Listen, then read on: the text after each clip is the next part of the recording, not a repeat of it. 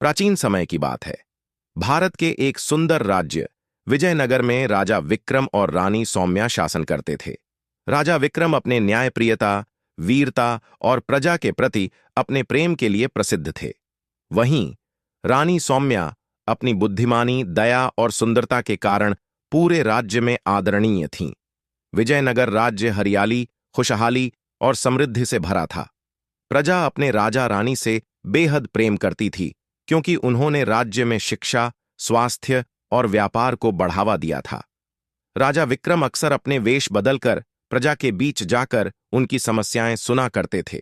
एक दिन राज्य के उत्तर में बसे गांवों से खबर आई कि एक विशाल राक्षस कालसुर ने गांवों पर हमला बोल दिया है। उसने लोगों की फसलें बर्बाद कर दीं और गांव वालों में भय का माहौल पैदा कर दिया। राजा विक्रम ने तत्काल अपनी सेना को एकत्र किया और राक्षस का सामना करने का निश्चय किया। जब राजा युद्ध के लिए प्रस्थान कर रहे थे, रानी सौम्या ने उन्हें विजय तिलक लगाया और कहा, आप वीरता से युद्ध करें, परंतु साथ ही बुद्धिमानी से काम लें। मैं यहां प्रजा का ध्यान रखूंगी। राजा ने मुस्कुराते हुए रानी को वचन दिया कि वे विजयी होकर लौटेंगे।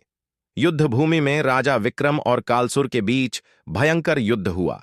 राजा की तलवार बिजली की तरह चमक रही थी, लेकिन कालसुर की ताकत असाधारण थी।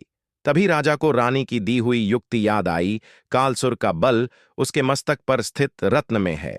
राजा ने अपनी चाल बदलते हुए कालसुर के मस्तक पर वार किया, जिससे रत्न टूट गया और कालसुर धराशायी हो गया। राजा विक्रम विजयी होकर लौटे। पूरे राज्य में खुशी की लहर दौड़ गई। रानी सौम्या ने युद्ध के दौरान राज्य में अन्न और जल का उचित प्रबंध किया था, जिससे प्रजा को कोई कष्ट नहीं हुआ। इस घटना के बाद राजा और रानी ने मिलकर राज्य की सुरक्षा और समृद्धि के लिए और भी कड़े कदम उठाए। उन्होंने विद्या, कला और संस्कृति को बढ़ावा दिया, जिससे विजयनगर शिक्षा और संस्कृति का केंद्र बन गया। समय बीतता गया, परंतु राजा विक्रम और रानी सौम्या की कहानी अमर हो गई।